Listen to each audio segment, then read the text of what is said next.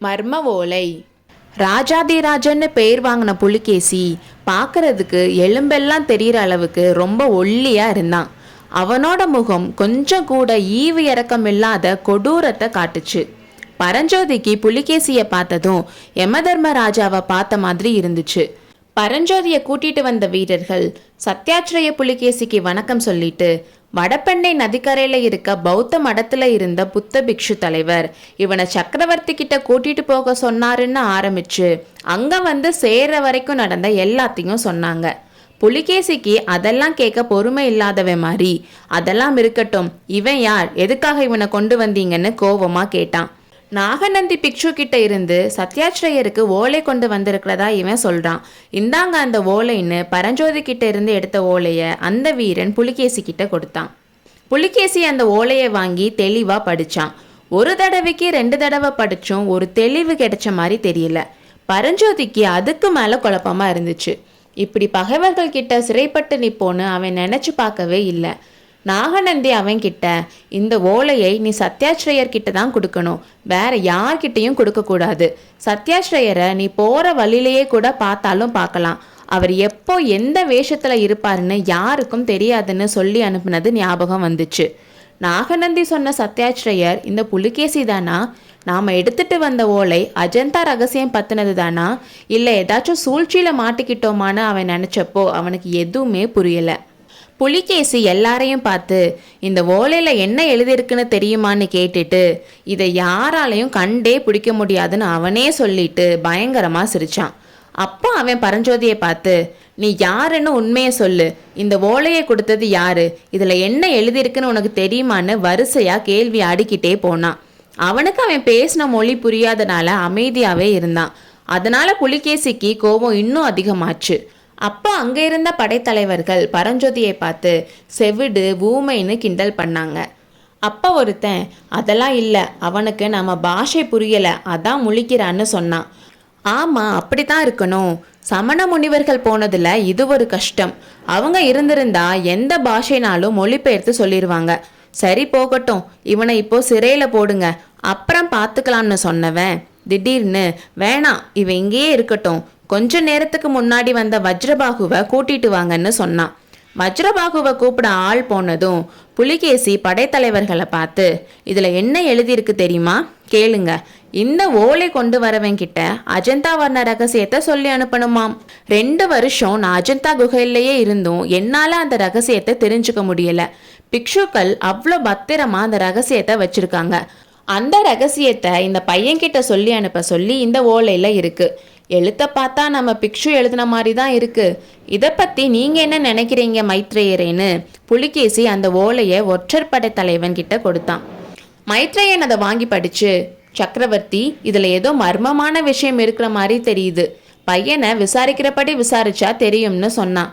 அதுக்கு தான் வஜ்ரபாகுவை எதிர்பார்த்துட்டு இருக்கேன்னு சொன்னான் புலிகேசி. அப்போ வஜ்ரபாகுவும் அங்கே வந்து சேர, ராஜாதி ராஜா, மறுபடியும் ஏதாச்சும் கட்டளை இருக்கான்னு கேட்டான் வஜ்ரபாகு. உன்ன மாதிரியே இந்த பையனும் எனக்கு ஒரு ஓலை கொண்டு வந்திருக்கான், ஆனா அதுல இருக்க விஷயம் மர்மமா இருக்கு. ஓலையை யார் கொடுத்தாங்க, யார்கிட்ட கொடுக்க சொன்னாங்கன்னு விவரமா கேட்டு சொல்லு, அதுக்காக தான் உன்னை வர சொன்னேன்னு சொன்னான். வஜ்ரபாகு பரஞ்சோதியை பார்த்துட்டு, அட இந்த பையனா, இவனை முந்தா நாள் ராத்திரி தான் மகேந்திர விடுதியில பார்த்தேன், பார்த்ததுமே இவன் மேல சந்தேகம் வந்துச்சு, விசாரிச்சேன், ஆனா பையன் அமுக்கன், ஒண்ணுமே சொல்லலைன்னு சொன்னான். இப்போ விசாரிங்க, பதில் சொல்லலைன்னா நான் சொல்ல வைக்கிறேன்னு சொன்னான் புலிகேசி.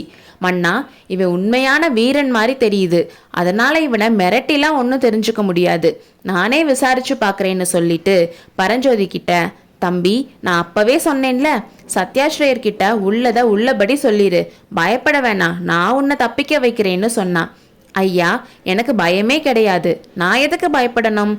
இந்த ஓலையை நாகார்ஜுனா பர்வதத்துக்கு கொண்டு போய் சத்யாச்சிரயர்கிட்ட கொடுக்க சொல்லி நாகநந்தி பிக்ஷு சொன்னார்.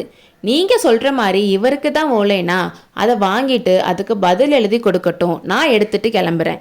இல்லை, அந்த ஓலை இவருக்கு இல்லைனா ஓலையை திருப்பி கொடுக்கட்டும், வேற என்ன நான் சொல்லணும்னு சொல்லி முடித்தான்.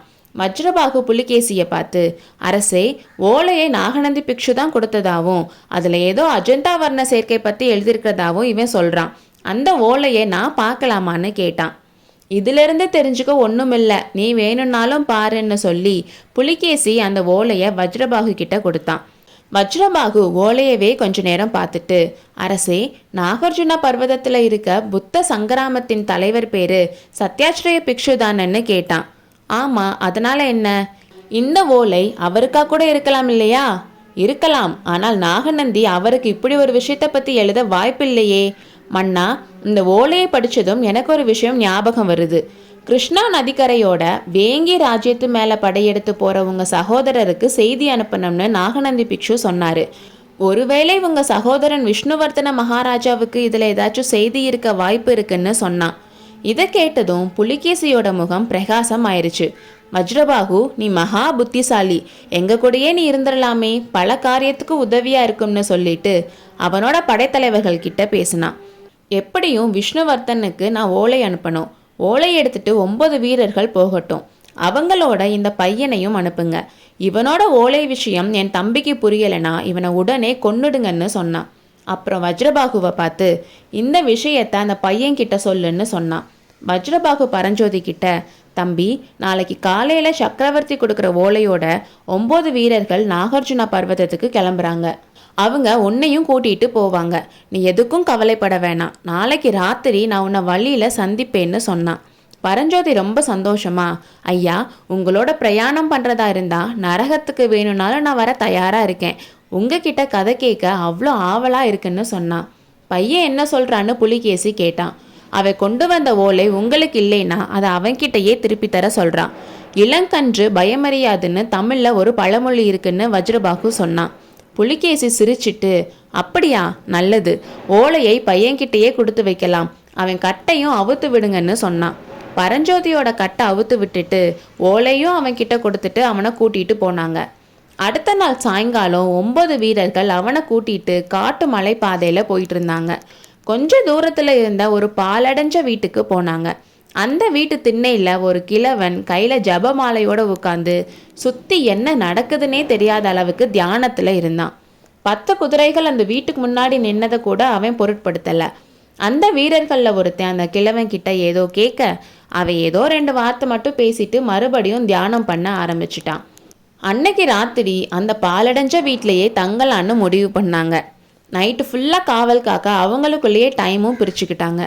எல்லாரையும் விட டயர்டாக இருந்தனால பரஞ்சோதிக்கு ரொம்ப தூக்கம் வந்துச்சு. தூங்குறதுக்கு முன்னாடி, வஜ்ரபாகு இன்னைக்கு நைட்டு சந்திப்பேன்னு சொன்னாரே, இனி எங்கே சந்திக்க போகிறோம்னு நினச்சிட்டே தூங்கிட்டான். அன்னைக்கும் பரஞ்சோதிக்கு கனவா வந்துட்டே இருந்துச்சு. புலிகேசி இவனை யானையின் காலால் இடறச் செய்யுங்கள்னு கட்டளையிடுறான்.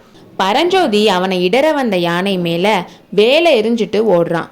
யானையும் அவனை விடாம துரத்துது. யானை அவன் கிட்ட வந்ததும் அதோட தும்பிக்கை அவன் தோல் மேல பட்டதும் திரும்பி பார்க்கறான்.